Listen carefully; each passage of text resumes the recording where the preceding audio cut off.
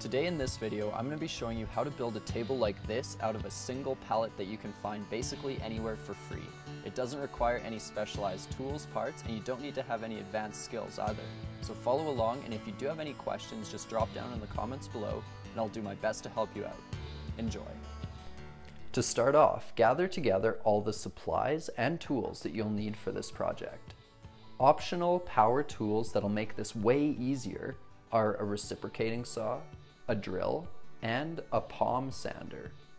Some safety protection to have on hand and have on your hands are gloves, glasses, a dust mask, and hearing protection.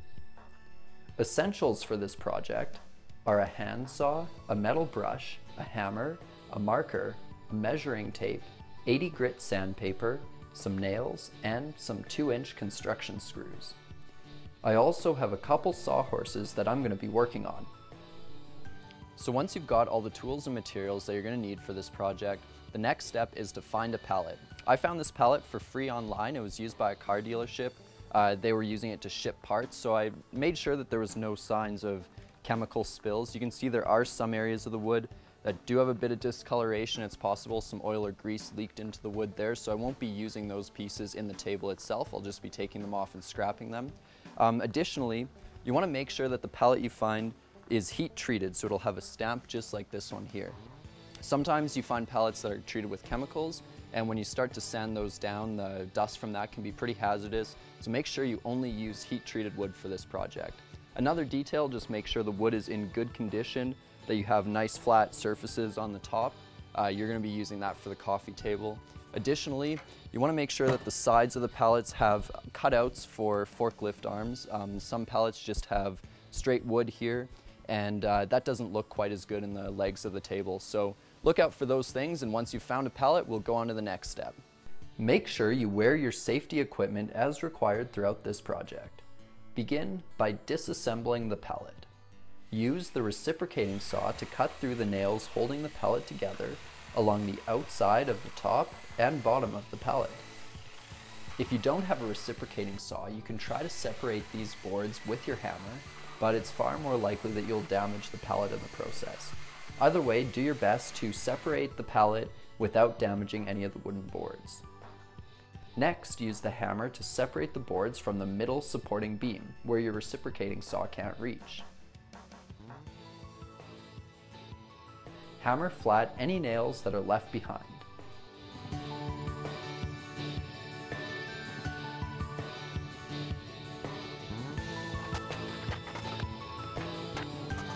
So now we have the pallet fully disassembled. We're going to go through the wood and see what we have to work with. We're going to be looking to get some nice flat pieces for the top of the table and also find the legs and the support for the base of the table. You can see some pieces like this one here splintered while I was taking the pallet apart. We'll discard those ones because they're not much good to us.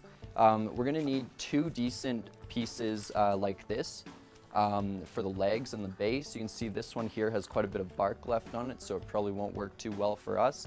It's better to have a nice flat top like this one here. So we'll keep this, we'll work with this one, and just continue going through. Be aware, of course, there's still some nails at this point. We'll take those out later. That's why it's still a good idea to wear gloves. This piece of wood is starting to splinter, so it won't work for us. This one here is good, and we'll just keep going through and see what we have to work with.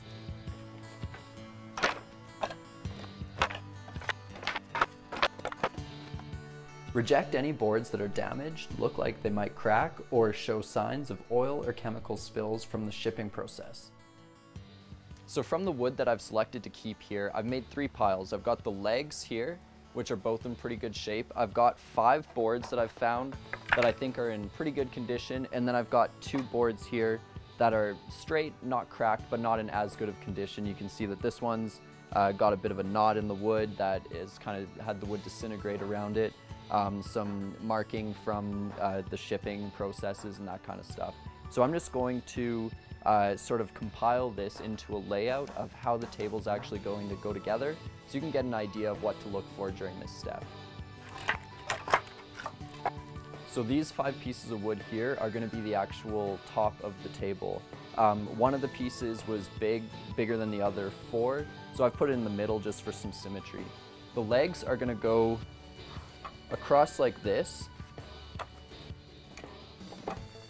And then basically they're going to get cut and folded on top, so that's going to make the support for the base of the table and also the legs of the table.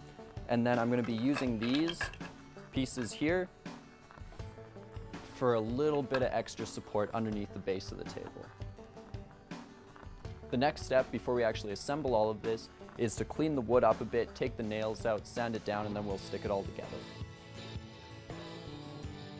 Clean up any boards you intend to keep by removing the nails from them. Keep the nails contained and dispose of them right away to avoid them becoming a safety hazard.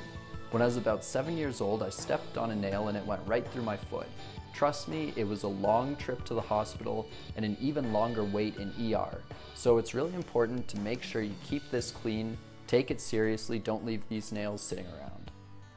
Once the wood has all the nails removed, we're going to further prepare it by sanding it down. Begin by scrubbing it with the metal brush to remove any loose dirt, then sand it down with the palm sander with the 80 grit sandpaper on it.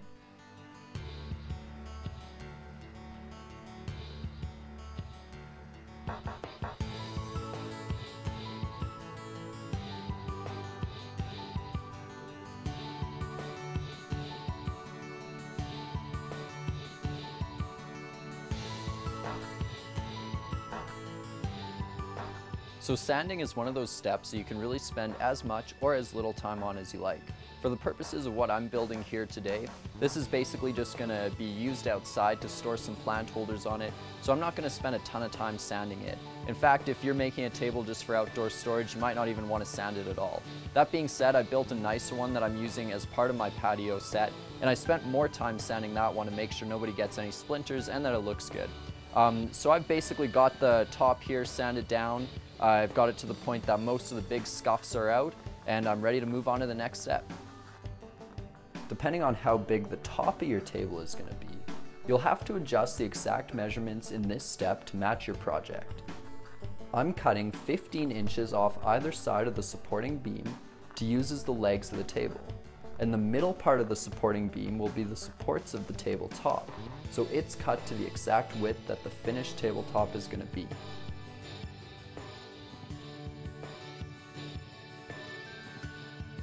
Do this with both of the supports that you salvage from the pallet. Now position the tabletop on the supporting beams. I'm leaving a couple inches of overhang on either side. You can leave as much or as little as you like, but just make sure that it's square and even on both ends.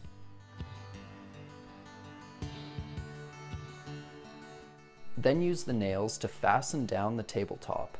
Try to use 2 to 3 nails per end of each board, but be very careful not to split the wood during this step.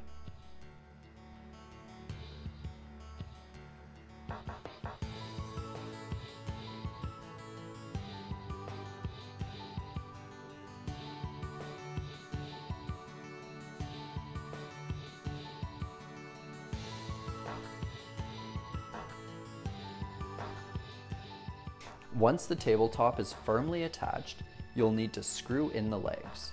You can position them facing in or out depending on your preference and what works best with your salvaged wood.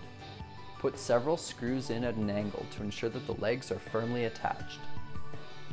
During this process, be very careful not to screw it too hard, or you could cause internal damage to the wood, which can lead to cracking.